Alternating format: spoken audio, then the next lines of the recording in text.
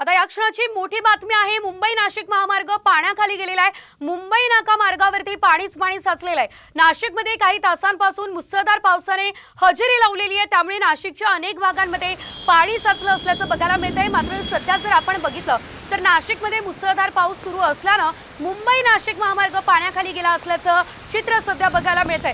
आपण बघतो या महामार्गावर मोठ्या प्रमाणात सध्या पाणी साचलेलं आहे आणि अगदी 1 तासाच्या पावसाने ही परिस्थिती नाशिकमध्ये निर्माण झालेली आहे। कारण धो-धो पावसाला सुरुवात खरं तर नाशिकमध्ये झालेली आहे, त्यामुळे नाशिकमधले रस्ते जलमय झालेले, अनेक ठिकाणी मोठ्या प्रमाणात पाणी साचलंय।